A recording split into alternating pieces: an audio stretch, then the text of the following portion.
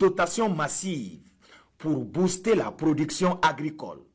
Un signal fort qui montre que le Burkina Faso est engagé résolument vers l'atteinte de l'autosuffisance alimentaire. Ce nombre important de matériel acquis témoigne également de l'ampleur de l'effort financier consenti par les autorités. Entre autres, 935 cages flottantes, 1102 motoculteurs, 1033 motos agents terrain, 36 véhicules, 17 camions, 608 tracteurs, 150 broyeurs, 10 unités de transformation de patates douces, 4 moissonneuses et batteuses, des produits phytosanitaires et vétérinaires. Tout ceci pour couvrir la diversité des besoins des producteurs. Et le capitaine Ibrahim Traoré fait cette dotation massive qui représente un investissement colossal dans la capacité de production nationale, un pari audacieux sur le potentiel des femmes et des hommes. Je vous remets officiellement donc la clé de tous ces enjeux. Merci. Je vous souhaite une très bonne campagne. Merci. Prions Dieu pour une très bonne pluviométrie. Merci. Et que vous puissiez atteindre vos objectifs fixés cette année. Camarades présidents, nous nous engageons, au nom du monde rural, nous nous engageons à mettre en œuvre votre vision conformément à vos instructions. Merci. Merci beaucoup. Bonne chance. Merci, Excellence.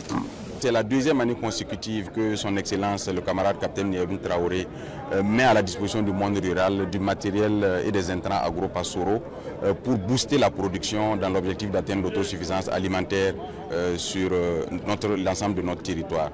L'année passée, c'était à hauteur de 77 milliards. Cette année, c'est 104 milliards. C'est près de 30% de plus en termes d'appui de l'État.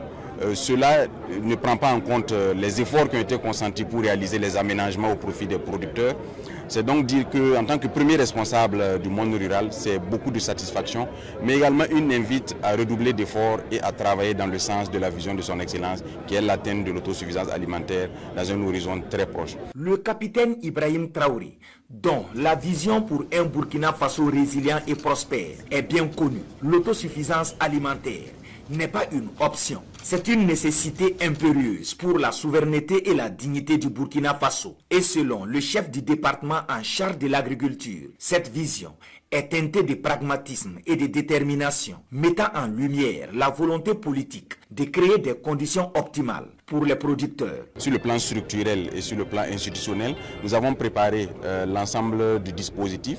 Cela s'est matérialisé par la création des brigades de mécanisation agricole. Dans chaque commune, nous avons pu implanter une brigade de mécanisation agricole. Ce matériel qui vient à point nommé va permettre non seulement de renforcer ces brigades de mécanisation agricole qui vont faire des prestations à titre gracieux pour les populations vulnérables, mais également à prix réduit, à prix fortement subventionné pour les autres populations, pour permettre de booster rapidement notre production. Cette année, nous sommes montés à 70 000 tonnes d'engrais minéraux, sans compter la fumure organique qui serait également mise à la disposition des producteurs.